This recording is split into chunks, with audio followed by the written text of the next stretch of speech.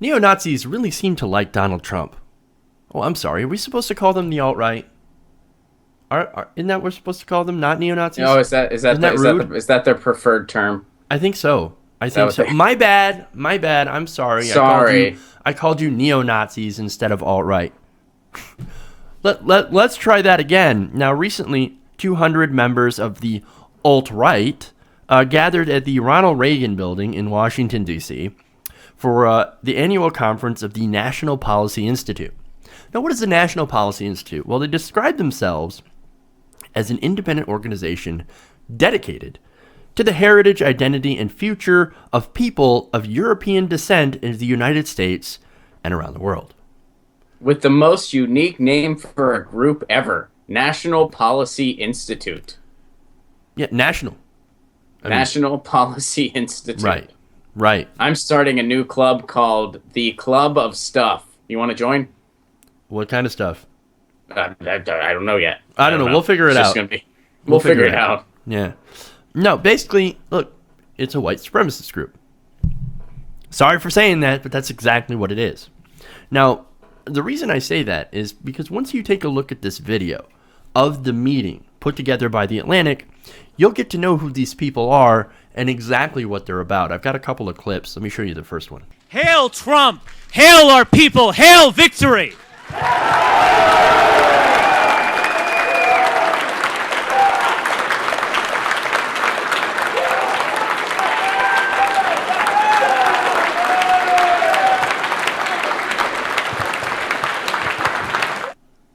No one will honor us for losing gracefully. No one mourns the great crimes committed against us. For us, it is conquer or die.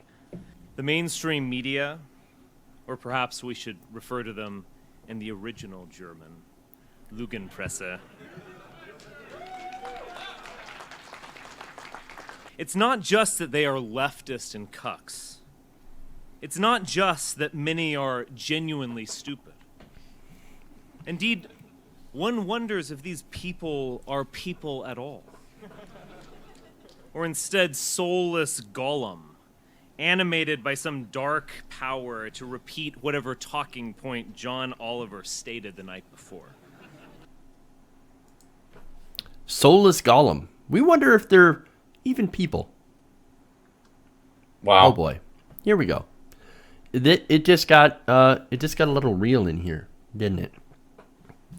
Yeah, well, I saw one thing where they were saying that the whole Nazi salute thing that they did, they were like, "Oh, we were just being ironic." Like they were trying to. And guess what? You know what happens to you if you do that in Germany? You get arrested because they realize that that calls back to the darkest moment in human history, and is nothing to be ironic, quote unquote, about. No, and these people were not trying to be ironic. They're white supremacists. Yeah, look, it's not ironic. And look, I don't agree with being arrested for just that. And like that's okay, that goes against free speech. And I'm a big free speech this is guy. in Germany. I mean, I'm not saying whether you agree with it or not. Is right. Okay. I mean, I'm just saying fair enough. That's how seriously they take it over there. If you totally. that, you are arrested. No, I totally get why they're serious about that. Based on historical context. I get that. But no, your overall point is, no, they're not being ironic.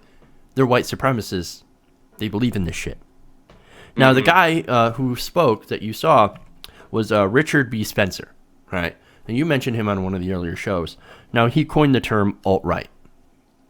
Now, I don't know about you, but I'm a bit tired of using his PC bullshit term. Are you? You know what? Yeah, I mean, I never liked the term to begin with because it sounds like it could have been a cool music genre or something like that, but instead it describes this hateful fringe ideology. Well, yeah, which is, look, I'm going to call him what he is, a fucking neo-Nazi. That triggers you, I don't give a fuck. Go cry in your safe space. Pull your dick out from your ass, stop being a goddamn cuck, and own it. You're a neo-Nazi. If you subscribe to this bullshit ideology of white power, you're a neo-Nazi. Own that shit. Be a man. Now, I showed you a video. That video where they were praising Trump, right? And a lot of people are like, no, what does this have to do with Donald Trump? Trump's not a racist. Maybe. But he certainly played on anti-Semitism, racism, and hatred of immigrants in order to win the election. No, I would say he is a racist, and I think it's time we stop beating around the bush with that. I think that part of the reason we are where we are, and we had this conversation before with Dan Spearn when he was Dan Spearn, another network partner up in Canada. He was saying how Trump-esque candidates are nothing new. It happens around the world, which is true. The difference is, when those candidates subscribe to certain ideologies, they are ID'd as such. They are ID'd as racist or anti-Semites or whatever it may be. Here in the United States, mostly because of our for-profit media, we sugarcoat that stuff.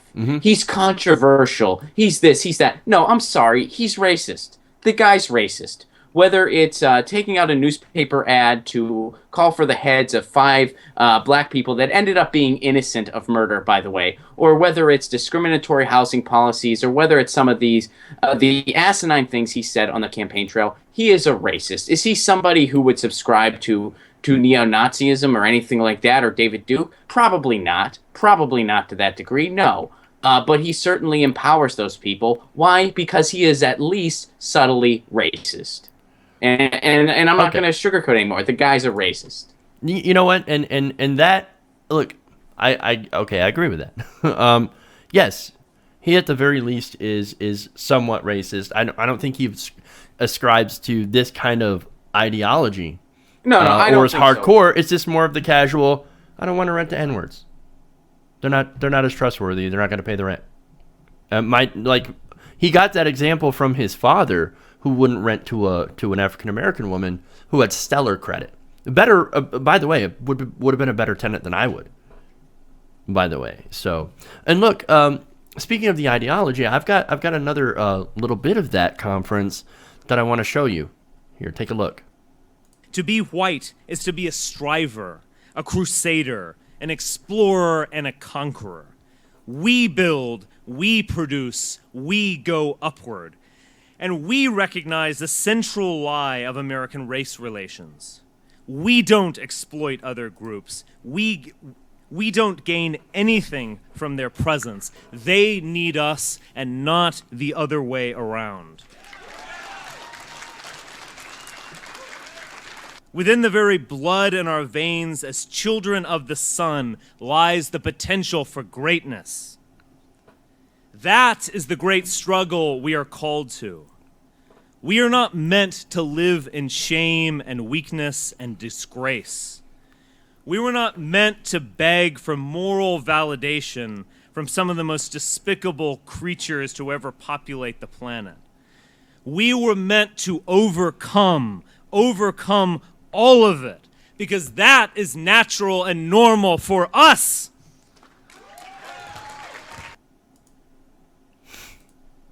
Wrong. This guy really needs a history lesson. He thinks that white people never exploited anybody, nor that we don't need. If that guy has any rock and roll records at his house, he should probably go burn them. Because according to him, white people don't need anybody else or any other groups of people. So rock and roll music, that's out. Blues is out. Many forms of dance are out. Yeah.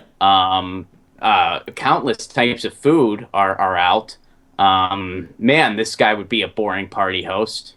Yeah. Holy shit. Well, you look at his party. Everybody's white. Everybody looks the same. But you know what he'd tell you. Wrong. Yeah. So, but yeah, look, anyway. I mean, how ignorant can you get? So, I don't think you can get more ignorant. But look, and to be honest, like, okay, this guy is a fringe. He's a fringe guy. And there were 200 people there. That's not a lot, right? So thankfully, this is not the majority of Americans, right? This isn't even the majority of Trump supporters. Like, we're not saying that Trump supporters, that all of them are racist. However, I do have to have one criticism to the Trump supporters that are not racist. Let's be honest. If this didn't bother you enough to not vote for Trump, then that's not okay. I don't have that great of an opinion of you, because if you see this stuff and you're like still like, I don't know, that's not so bad. I'll vote for Trump, even though I'm a little uncomfortable with that. No, that's still not right. That's still kind of a bad thing. You're saying, but Jeff, you got to understand. Donald Trump said he'll bring back jobs. He said he'll drain the swamp. So what if he grabs a random pussy? So what if people who, support him hate the Jews? Oh, well, we can get along as long as we have jobs. That's not cool. Totally not cool. So what if he registers the Muslims? I'm not a Muslim. So what if he, goes after the Mexicans? I'm not a Mexican. I'm not an undocumented immigrant. I'm not an illegal. I'm fine. What they're saying is that their economic concerns were more important than the safety of black people, Muslims, immigrants, and Jews. And that's not cool. That is not right. And look, this is personal for me because I have family that support Trump, people that I love, people that I care about. And even they saw this stuff and said, well, hey, I don't like that stuff. That's pretty bad. And I don't condone this. But still, you should give Trump a chance because I'm sure he's against this too. No, I don't think he is. I don't think he is at all. He couldn't even make a sincere statement on 60 Minutes when confronted about it. Yeah, he couldn't even make a sincere statement then. And I agree with you, Jeff. I don't understand how people can passively accept that. Look, if you want to, maybe you're like, well, I'm a Republican and I really wanted to vote Republican. Well, you had a perfectly fine moderate Republican in Hillary Clinton. Yeah, well, she was certainly a moderate Republican. And there's a lot of things to really not like about Hillary Clinton. I understand that. Like, if you've seen any of my videos, I am super, super critical of Hillary Clinton. That said, what she stood for, while not great, was still better than this. Oh, yeah, it was light years better. You kidding? And look, they're still bad. It's still bad. Like, there's no contest, right? Yes, more war. Obviously terrible. We don't want that. We don't want any of that. We also don't want more racism and racist attacks. Either way, we had a shit sandwich and we had to eat it.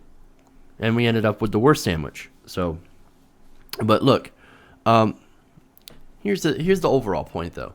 There's a reason that white nationalists are fawning over Donald Trump. There's a reason, and it comes from his rhetoric. Now, look, as you said something earlier, where he had like this half-hearted thing on 60 Minutes. Actually, there's something new. It came out today. He said, I disavow and condemn them based on this video. He saw the video and said, well, I disavow them, right? After he was pushed to it. Yeah. I saw that too. Yeah. He was pushed to it, and he finally said, okay, I disavow. Right, and he also said, it's not a group I want to energize, and if they're energized, I want to look into it and find out why. And that's very, very important. Because I'm going to tell you why. Build the wall. Build the wall between us and Mexico. Make Mexico pay for it. Mexicans are bringing drugs. They're bringing crime. They're rapists. And some, I assume, are good people. We have to halt immigration from certain countries. The terrorist countries, but not from the white countries. America's a Christian nation. Stuff like that. Saying shit like that, that's why white supremacists like you. Look in the mirror. Yeah, that's also why it's not out of line to call you a racist. Right, and everything that he says about minorities is essentially music to white supremacists' ears. And he's wondering, why do I energize these people? I don't understand. I don't understand why white supremacists really seem to like me. I don't get it. That's because, you know exactly. He knows why. He knows why these people like him. Because that's who he's catering to. And yes, he's a mild racist, probably not a white supremacist, but a mild racist. And he thinks, what? This gets the people on my side. These people are now on my side. And they're actually going to fight for me. They're going to come out and vote for me. And they're going to support me no matter what I do. So, in a way, I think maybe he's using these people. If not partly, believing in their ideology, or it's just the stuff that he says. I don't know. I think this will get me popular with certain groups. I don't know. Or the most likely scenario is that he's that much of a sociopath that because they do like him, he's somewhat endeared to them. I mean that's how Maybe. his mind operates. That's why he loves Obama now. He showed up at the White House. Obama was nice to him. Maybe, yeah. And well, again, that narcissism really comes into play. But look, as far as giving Donald Trump a chance, hell no. I'm not going to give him a chance. How many chances does he need? He Hasn't taken office yet. Yeah, but look at all that's happened. Look at his appointments. Even Look at Stephen still. Bannon. Like, I mean, Jesus Christ, man, how bad do you have to get? A white nationalist is now your strategy guy. Come on, man. How much worse do you have to get with appointments? And rhetoric. Look, and look, my final opinion on this whole thing is, look, I'm not going to support him because you know how they say that everybody has a line, right? Everybody's got a line that they won't cross. Well, on this kind of stuff, I'm pretty sure I found mine. Hey everybody, thanks for watching this video. If you want to see more like this, please hit the subscribe button below. And if you want to support truly independent, non-corporate media, go to our Patreon page and become a patron. Patreon.com/TYTNation.